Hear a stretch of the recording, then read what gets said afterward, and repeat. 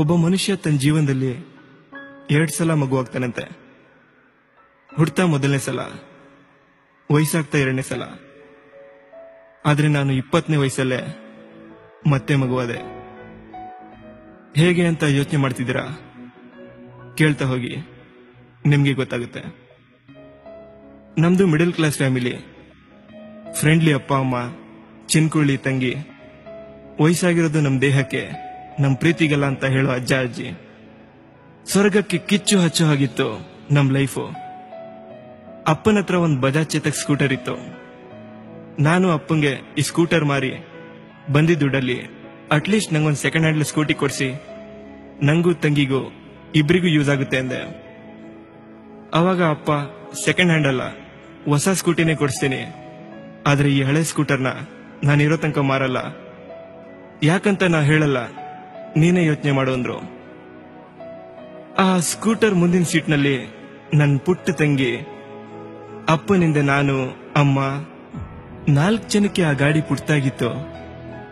ಆದ್ರೆ ಅದ್ರ ನೆನ್ಪುಗಳನ್ನ ಬರ್ದಿಡಕ್ಕೆ ಬಹುಶಃ ಎಷ್ಟು ಪುಟಗಳು ಸಾಕಾಗ್ತಿರ್ಲಿಲ್ಲ ಅನ್ಸುತ್ತೆ. 20ನೇ ವರ್ಷಕ್ಕೆ ಕಾಲಿಟ್ಟೆ.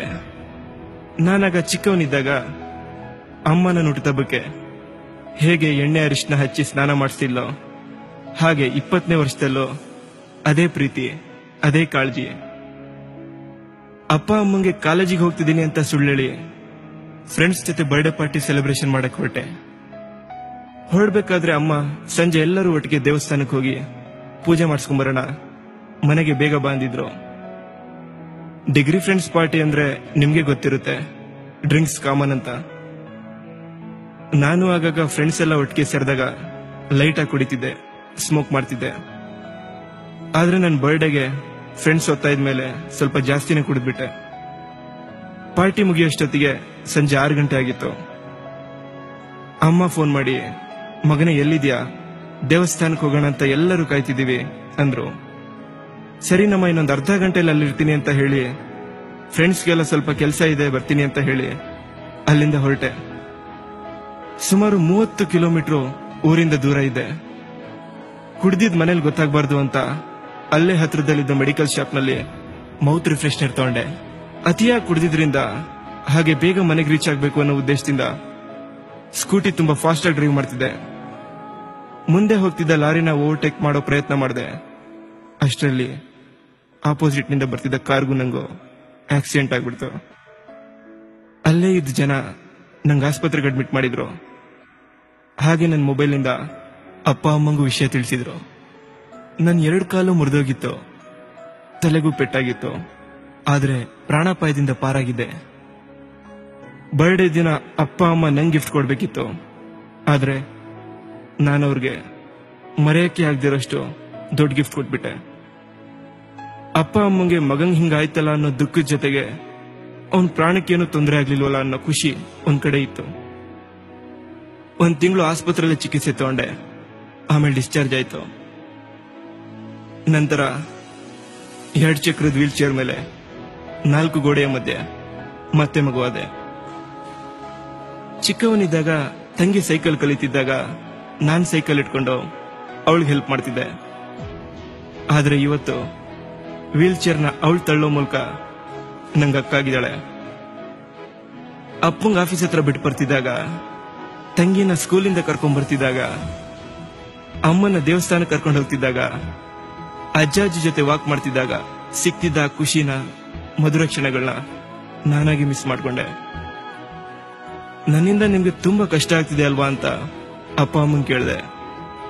ಅವಾಗ ಅಮ್ಮ ಹೇಳಿದ್ರು, ನೀನ್ ಹುಟ್ಟಿದ ಮೇಲೆ ನಂಗೆ ತಾಯಿ ಅನ್ನೋ ಮಹೋನ್ನತ ಸ್ಥಾನ ಸಿಕ್ಕಿದ್ದು.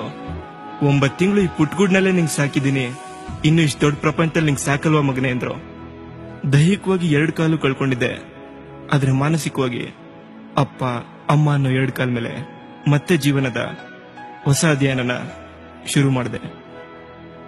ಫ್ರೆಂಡ್ಸ್, ನಾನು ನಿಮ್ಮ ಪ್ರೀತಿಯ ಲಿಖಿತ್ ಅಣ್ಣವಣ್ ಮಾತಾಡೋದು.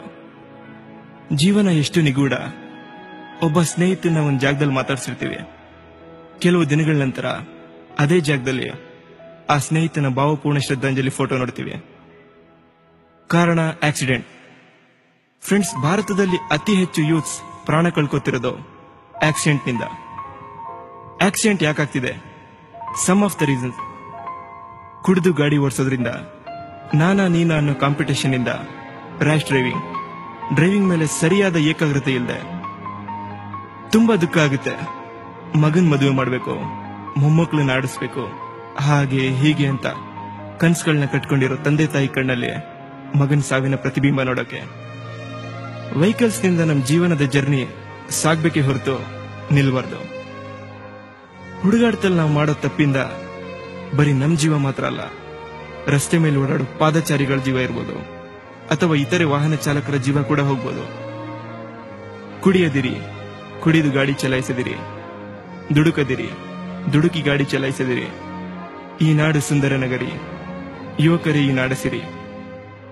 ಆಕ್ಸಿಡೆಂಟ್ ನಲ್ಲಿ ಪ್ರಾಣ ಕಳ್ಕೊಂಡ ಪ್ರತಿಯೊಬ್ಬ ಯೂಸ್ಗೂ ಶ್ರದ್ಧಾಂಜಲಿ ಹೇಳ್ತಾ, ನನ್ನ ಈ 5ನೇ ಆಡಿಯೋ ಕಾನ್ಸೆಪ್ಟ್ ನ ಎಲ್ಲ ಯುವ ಜನತೆಗೂ ಡೆಡಿಕೇಟ್ ಮಾಡ್ತಾ ಕೊನೆದಾಗಿ ಹೇಳೋದು ಏನಂದ್ರೆ, ಆದಷ್ಟು ಡ್ರೈವಿಂಗ್ ಮಾಡ್ಬೇಕಾದ್ರೆ ಹೆಲ್ಮೆಟ್ ನ ಬಳಸಿ. ಇಯರ್ಫೋನ್ಸ್, ಹೆಡ್ಫೋನ್ಸ್ ಅವಾಯ್ಡ್ ಮಾಡಿ. ಫ್ರೆಂಡ್ಸ್, ನಿಮ್ಮ ಒಪಿನಿಯನ್ಸ್, ಫೀಡ್ಬ್ಯಾಕ್ಸ್ ಹಂಚ್ಕೋಬೇಕು ಅಂತ ಅನ್ಸಿದ್ರೆ ನನ್ನ ನಂಬರ್ 9538013806 ಈ ನಂಬರ್ಗೆ ಕಾಲ್ ಮಾಡಿ.